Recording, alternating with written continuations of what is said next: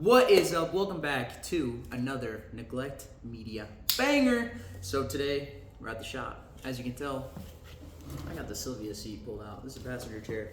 Anyways, long story short, we did a project. We did a big project. I had hours and hours of footage on my GoPro. Well, turns out the GoPro didn't save all the footage. So that's why we're here. I'm gonna get you guys up to speed on where I'm at with the current project. Spoiler alert, we did air suspension, so not really something that I can just undo and go back and refilm. So I'm gonna catch you guys up to where I am at this point in time. I'm gonna do a full overview. It's gonna be a little quick, just kind of go over everything, teach you the best way to do all this without having the actual video footage, because it was extremely helpful and I really wish I had it. With that being said, let's get right into this, and I will see you guys in just a second. And we're back. Okay, so we're gonna start with the trunk because that's where I started initially for my air suspension setup. It is not 100% complete yet. I'm giving you the rundown. It's been a long time since I've uploaded a video, so I do want to upload this video, kind of give you guys an idea of how I tackled this, what I did, the do's and the don'ts. So let's get started. As you'll see, I've got my tank set up. Initially, we recorded how to set up the tank. I gave a tutorial on how to cut the wood deck. That's really where we started. I took my liner out. Actually need to fold that up, make it nice, because I can't use it anymore because of how I did my air suspension, but I made a template off of that. So if you don't have that liner, I'm sorry, you got to do the good old-fashioned cardboard method. But the cardboard method will probably give you a tighter fit than what I've got currently. Today, I am going to tuck the wiring and get the rest of the interior in, but we'll get to that here in a second. So basically, we cut the board first. I used some spray adhesive with the felt. We ran out, so it kind of looks a little terrible, but I am going to take it out and redo it eventually someday. But for now, it'll get the job done. We set up all of our connects. I've got my drain on the bottom with a Schrader valve to fill it up. We did the filter. It was recommended. Do you need it? Probably not, but not a bad feature to have. The compressor is tucked in the back. I'll show you guys how we did all this. We went through the board, bolted the hardboard up, and then put a foam spacer all the way around so it doesn't rattle. On this side, I did a quick connect so I can use air tools, and I will show you guys that because it's kind of cool. I figured it'd be nice, air up my tires and stuff. All right, I had to pause and use two hands because that was very difficult recording, but I got the line plugged in. Basically, it reaches all four of my tires, and you have access to air. So that's why I did that, so that I can have air, essentially. Back to this, quick disconnect, doesn't leak. Pops it right out. Jesus, break your tail light in the process. Be careful doing that. All the wiring and everything, I will get into that here in just a second. But that's how I did my trunk setup. It's really not that hard. I was very intimidated by this project for quite some time.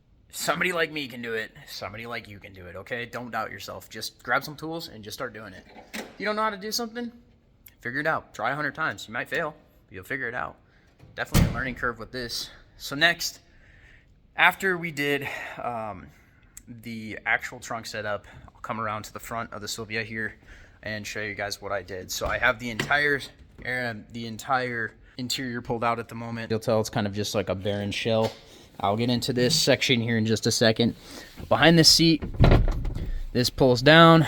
I have everything pulled out essentially. We tucked the ECU for the air suspension back behind the seat, lines running directly through the chassis. I did have to drill a hole. If you're scared of doing that, do it the right way. Drill it, do a good job, use a grommet, and spray paint it with some rust prevention. You will thank me later.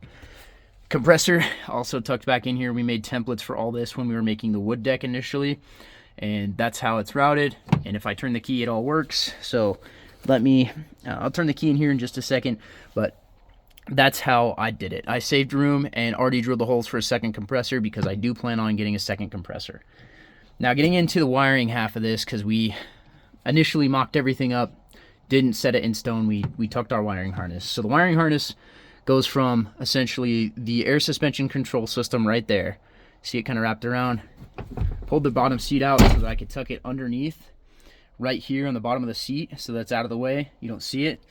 Ran it through the center console. Now there's a big reason I ran it through the center console and not just on the side, like underneath these door sills.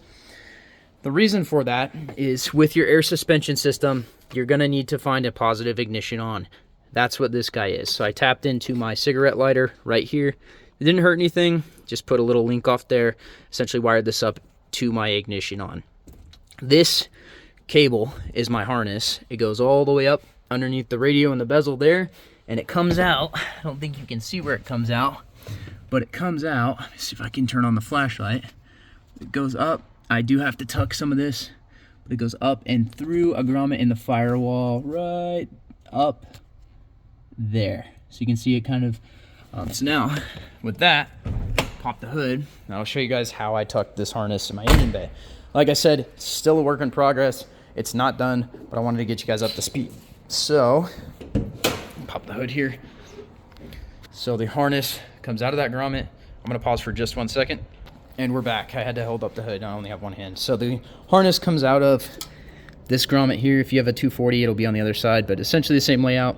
I chose to go around my strut tower, because I'm probably gonna just tuck this somewhere nicely up here. It's not tucked just yet.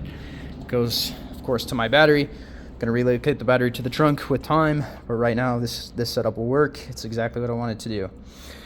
Your ground goes here. I put it in between the terminal, and then the positive also in between the terminal, but you do have a feasible link for a fuse on the positive side. So that's how I did that. Now, with that being said, after we did the electrical, we did not test any of this. I mean, of course I've tested it now, but we tested it after we got everything plunged basically for the tank itself. So when you turn on your key, your air suspension system, this is part of that harness tuck for the 3-piece management. It'll start pressure. I haven't configured this yet.